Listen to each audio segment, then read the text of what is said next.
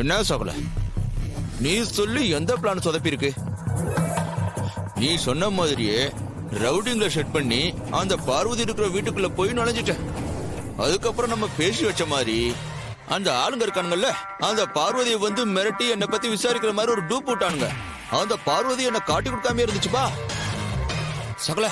அதுக்கப்புறம் நீ சொன்ன மாதிரியே நீ செஞ்ச உதவிக்கு ரொம்ப நன்றின்னு பணத்தை எடுத்து கொடுத்த.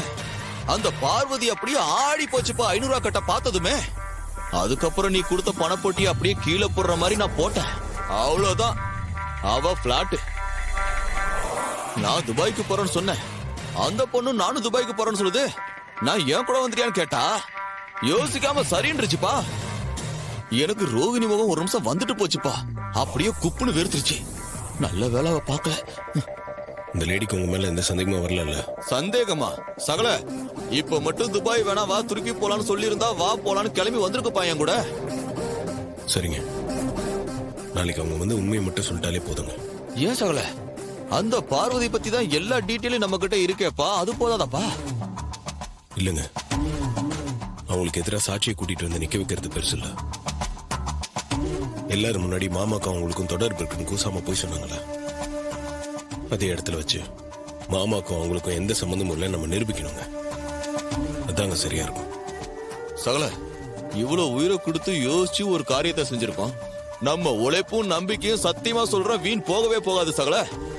எப்படியோங்க மாமா கலச பூஜையில உட்காரும் போது அவர் மேல எந்த பழியும் இருக்கக்கூடாது. அது போதுங்க எனக்கு.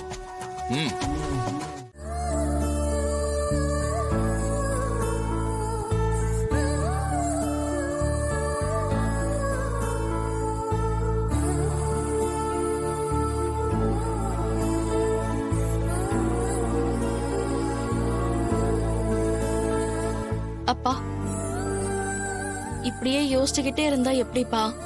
மணி என்ன ஆகுதுப்பா? சாப்பிட வாங்கப்பா. நடந்ததுல என் மனசு ரொம்ப நிறைஞ்சு போயிருக்குமா. எனக்கு பசி இல்ல, நான் கொஞ்சம் தனியா இருக்கணும். என்ன தொந்தரவு பண்ணாதீங்க. அப்பா, நீங்க சாப்பிட்டு மட்டும் வந்துருங்க, நாங்க உங்களை டிஸ்டர்பே பண்ண மாட்டோம். அங்க வந்தா உங்க அம்மா இருப்பா. இப்ப நான் இருக்கிற மனநிலைமையில அவளை பார்க்க நான் விரும்பல. நீங்களாம் போய் சாப்பிடுங்க. அப்பா, அம்மா எங்களை சின்ன வயசுல திட்டும் போது நாங்க சாப்பிடாம இருப்போம்.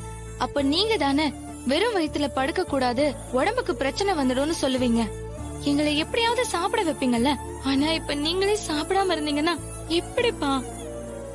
வாங்கப்பா சாப்பிடலாம். நீங்கெல்லாம் சின்ன பிள்ளைங்கம்மா, படிக்கிற பிள்ளைங்க. நேரத்துக்கு சாப்பிடணும், தூங்கணும். நான் அப்படி இல்ல. நீங்க போய் சாப்பிடுங்க.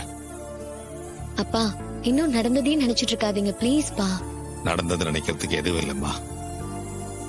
இனிமே நடக்க போறதுதான் யோசிக்கிறேன். அம்மாவும் வருத்தமா தான்ப்பா இருக்காங்க.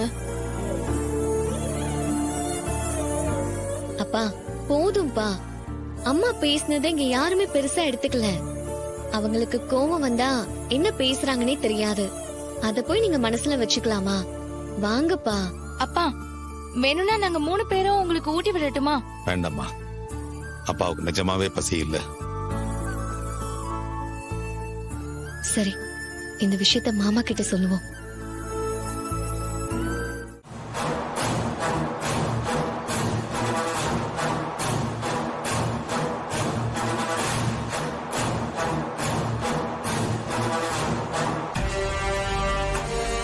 அவனே, இந்த கார்த்திக் கையில ஏதோ வச்சிருக்கான் பாத்தியா?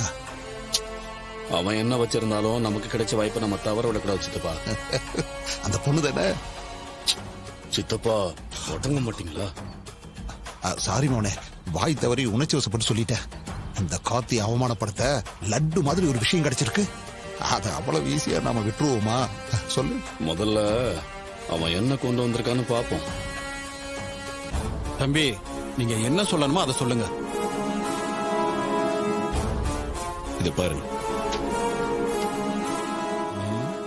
என்ன தம்பி இது?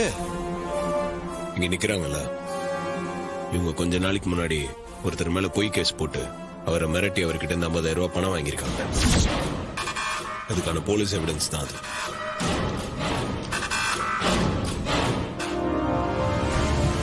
படிச்சு பாருங்க. தம்பி சொன்னது சரிதான் போலயே. இதுக்கு நீ என்னம்மா சொல்ற? இந்த தம்பி சொல்ற மாதிரி இதுல இருக்க விஷயம்லாம் உண்மைதானே? ஆமாங்க ஐயா, நான் முன்னாடி அப்படி பண்ணது உண்மைதான். அவன் நிஜமாவே தப்பு பண்ணான். அதனாலதான் அவன்கிட்ட இருந்து நான் பணம் வாங்கினேன்.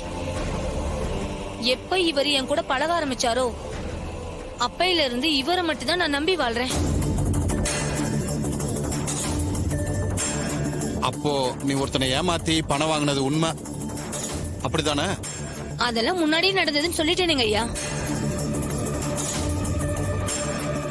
ஏன் பெரியவரே, அந்த பொண்ணு இன்னொருத்தங்கிட்ட காசு வாங்குனுச்சு, வாங்கல, அதனால இந்த பஞ்சாயத்துக்கு பணம் வந்துச்சு.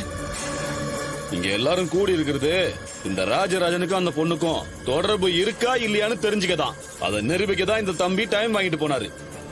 இப்ப இந்த பேப்பரை காட்டி அந்த பொண்ணை பத்தி பேசிக்கிட்டு இருக்கீங்க. பிராது அது கிடையாது. இதெல்லாம் தும்ப விட்டு வாழ பிடிக்கிற கதை. ராஜராஜன் பண்ண தப்ப மறைக்கிறதுக்கு இந்த கார்த்திக் தம்பிக்கு எந்த ஆதாரமும் கிடைக்கல போல. அதான் பழைய விஷயத்தை தோண்டி எடுத்துட்டு வந்திருக்காரு. ஏப்பா, அந்த பொண்ணு அவ்வளவு தூரம் சொன்னதுக்கு அப்புறமும் இந்த கார்த்தி தம்பி அவரோட மாமா தப்பு பண்ணலங்கிறதுக்கு ஒரு ஆதாரம் கூட கொண்டு வரலையே. இப்ப என்ன தீர்ப்பு சொல்ல போறீங்க? ஊர் பெரிய மனுஷங்க சொல்லுங்க. தம்பி, இதுக்கு நீங்க தான் பதில் சொல்லணும். என்கிட்ட வேற எந்த ஆதாரமும் இல்லைங்க.